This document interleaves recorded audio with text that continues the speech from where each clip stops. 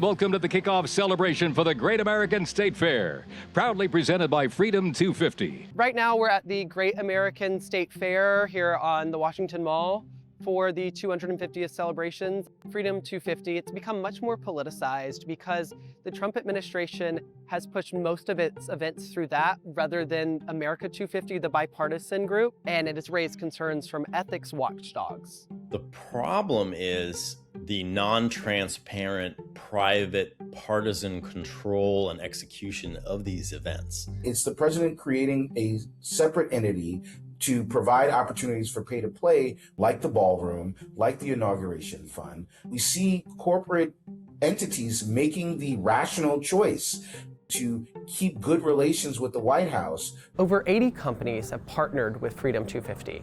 The list includes the UFC, United Airlines, IndyCar, ExxonMobil, John Deere, Oracle, and Lockheed Martin. Many of those companies have business before the federal government. This hearing is about a choice that should be simple in a democracy. Whether America's 250th birthday belongs to the American people, or whether it will be sold to the highest bidder. That is what Freedom 250 was designed to do. Congress has been planning celebrations since 2016, forming the Semi-Quincentennial Commission known as America 250 for short. The group received a total of $79.8 million in taxpayer dollars in the years leading up to the 250th anniversary. The One Big Beautiful Bill Act, passed in the summer of 2025, appropriated $150 million for the celebrations. Freedom 250 captured the funding that America 250 had expected to receive, according to a House Democrats report released in July. Freedom 250 is a much more recently created entity, a private LLC. We have heard that $100 million has been diverted from the America 250 planning budget to Freedom 250 through this structure. Groups like Public Employees for Environmental Responsibility have sued the federal government for its failure to provide information about the funding of Freedom 250 events. Freedom 250 did not respond to CNBC's request for comment in time for publication. We submitted these FOIA requests in February of 2026. We just got our response from the Department of Interior to our FOIA suit last week. What they said, to boil it down, is yes, we confirm we've given you no documents and we have no schedule or plans as to when we will provide you with documents.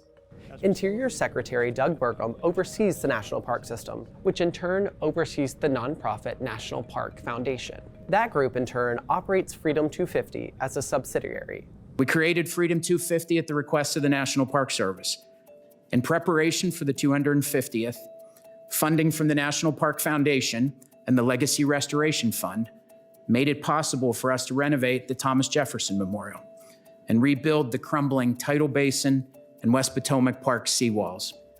CNBC asked the Interior Department whether funds for America 250 were diverted to Freedom 250. In response, a spokesperson for the department said, "As with all of our signature 250 events, resources have been made available to ensure these historic occasions are a success." Partner packages for Freedom 250 can reach into the millions of dollars and can include access to VIP events, speaking roles on July 4th, and private meet and greets with Trump. The businesses who take them on may have incentives to contribute to the president's projects. Think big government contractors like Lockheed Martin, industries that are impacted by government regulation. Further, government employees have been asked to support or contribute to events run by the Freedom 250 entity. Federal employees have even been told to use the Freedom 250 logo in their email signatures. Over 20 government agencies were listed as Freedom 250 partners, according to an April archive of the group's promotional website. We are not going to stop trying to make sure that Department of Interior employees and other agency employees get to conduct themselves in an ethical, nonpartisan manner.